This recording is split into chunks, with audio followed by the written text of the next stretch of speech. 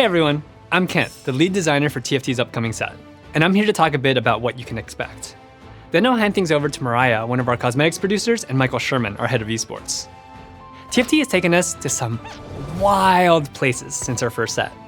And if I'm being honest, we've gotten a little bit homesick. So I'm excited to say that we're heading back home to Runeterra. But let me be clear, this time around, things will be a little bit different. An epic storm has torn Runeterra asunder and brought together pieces in the convergence. Sand from Shurima fills the once howling abyss. Piltovan technology has been found littered across the Ionian Islands. And while this might look like chaos to Runeterrans, tacticians couldn't be more thrilled about the endless opportunities. Welcome to Runeterra Reforged. With the Convergence Storm, portals have granted access to places across Runeterra. At the start of each game, you can vote on one of 3 portals that'll take you to a different region. Everyone gets 1 vote, and all votes are weighted equally. 1 vote from the 8 is then chosen randomly each round, so even if 7 players voted for Bandle City's Scuttle Puddle, you still might end up in the Shadow Isles because one of the players voted for it.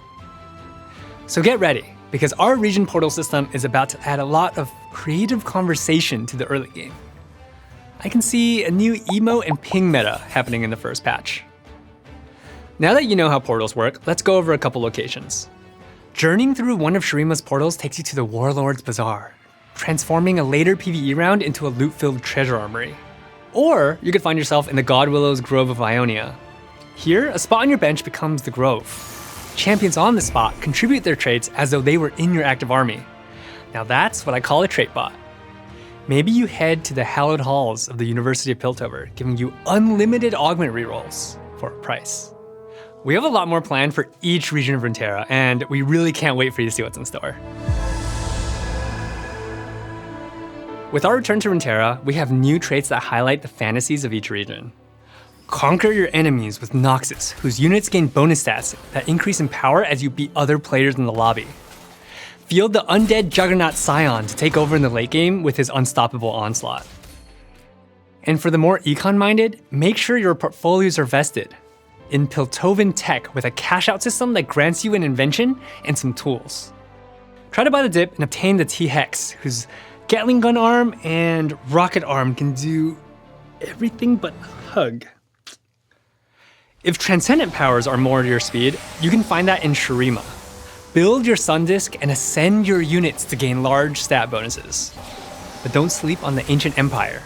The Sun Disk can do more than just grant power with the right augment. The Yordles of Bandle City gain a stacking bonus at each star level and can even reach 4 stars. While their 1, 2, and 3 star variants will grant additional stat bonuses, at 4 stars their ability upgrades to a whole nother level. With the Void, you can summon help from below, like the cute Void Remora, the Rift Herald, and even Baron Nashor. Baron posed a bit of a challenge for the team because if you've ever played Summoner's Rift, you've never really seen Baron's back. But don't worry, we've got you covered. In TFT, Baron's got back, literally. While region portals are our set mechanic for Runeterra Reforged, we're also introducing a new feature for the set. Hero augments are out, and we've got a new way to give every player more control over their destiny. Introducing Legends.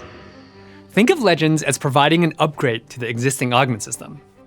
Similar to how you select your lovable Chibi Lilia in the loadout screen, or a tactician that actually exists, you'll now be able to select one of your favorite legends. Legends will influence some of the augments you're offered throughout the game based on your selected playstyle. Before the game starts, you'll pick your favorite character who will guarantee you one of their most beneficial augments at each stage. For example, at 2-1, Tahm Kench will offer Rich Get Richer as one of your options. Then at 3-2 and 4-2, he'll give you a choice for a bunch of gold. But if you're wary of making a bargain with the River King this game, you'll also get 1 free reroll for each augment tier. These improvements both give you more variety and options, but also the ability to safely plan your comp knowing what your future augments hold. If you're not motivated by gold, selecting Ornn as your legend gives you access to his stash of powerful artifacts through augments like Portable Forge, Living Forge, and brand new artifact-related augments. Maybe you want to go super vertical, or come up with powerful new trait combinations. That's where Earth comes in. Selecting the original golden spatula wielder as your legend provides options for a veritable horde of emblems. We're super excited about all the opportunities legends offer, and we can't wait to see what you think of them. Augments have come a long way since gizmos and gadgets. Back in those days, we had some major augment diffs and not a single reroll in sight. We know players largely love augments as a core mechanic, so we thought, why not more?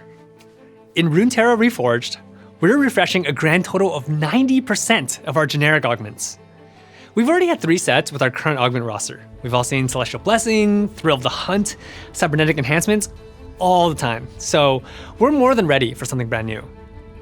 In addition to the refresh, we're also bringing back trait-linked augments for all of our new traits to freshen things up even more. TFT is a complex game. We know that we can do more to make the experience smoother, especially for new players or folks that may have taken a break between sets. To this end, we've got a couple usability improvements to make things better. First, and most visible, is our Champion Inspect tool. Moving this panel has allowed us to add a boatload of new features while maintaining combat clarity.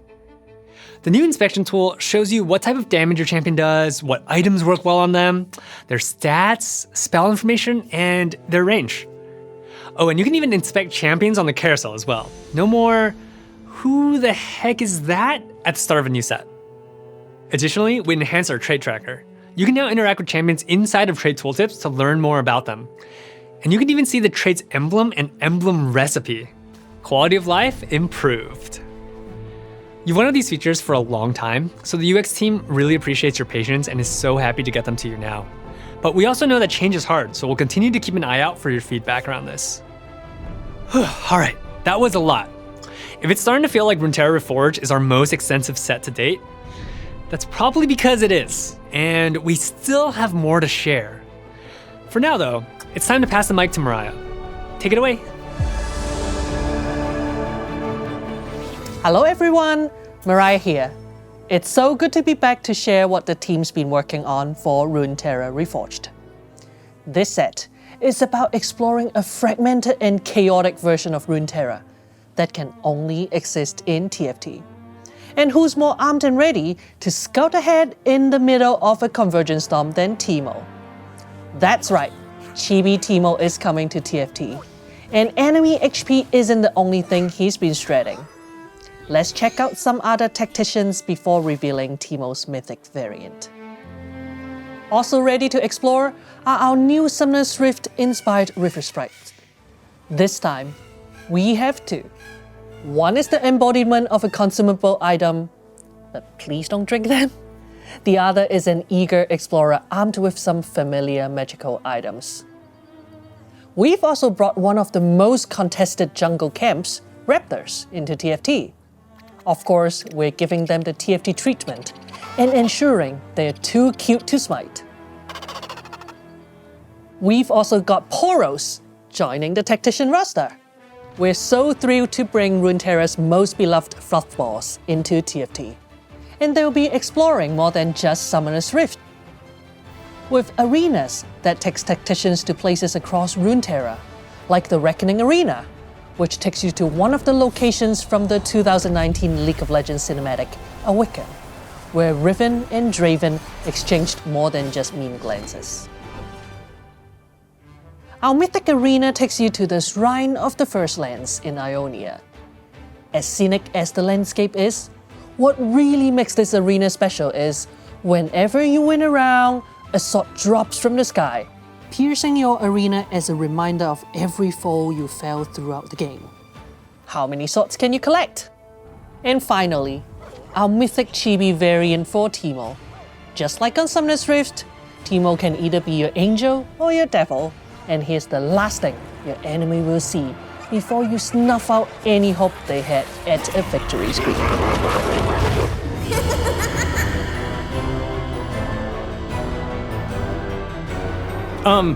Mariah? Hey, can someone check on Mariah? I think she was supposed to introduce me. Well, anyways, hello tacticians. Sherman here to talk about TFT esports. But first, a little background. When I first joined the TFT team, I spent a lot of time listening and talking to other members of the team and to the community. Players from all over the world told me they love a lot about the game. The cute chibi champions, the memes, and of course, the competition. We all love the payoff of high-stakes pivots that take us from an 8th to a 1st, the rush from climbing the rank ladder and outsmarting our opponents along the way.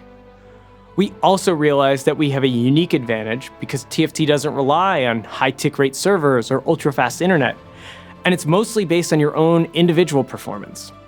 So it's easy to pick up and climb the ladder no matter where you are or what platform you're playing on. That's why we've been able to play all of our set championships online with players from all around the world. We want the future of TFT esports to embody that accessibility and diversity of skill. And that starts by expanding our esports events, opening more of them to anyone who wants to compete. To kick this new approach off, we're getting experimental. I'm super excited to announce that this December, we'll be hosting our very first global LAN event in Las Vegas. It'll take place from December 8th through the 10th, which is just a few weeks after our 10th set launches. Taking some notes from the FGC, we're hosting an open bracket event with 512 spots up for grabs. You can claim yours by purchasing a competitor pass to compete in person at the MGM Grand and earn your place as a top tactician. Unlike set championships, this event will celebrate your ability to quickly adapt to a new set rather than your mastery at the end of one. That means it's your shot at defining and refining the new meta. You know what they say, metas that happen in Vegas continue after Vegas? Something like that. While there, you'll have a chance to play alongside your favorite creators and pros, and who knows, maybe you'll take the stage against some of them.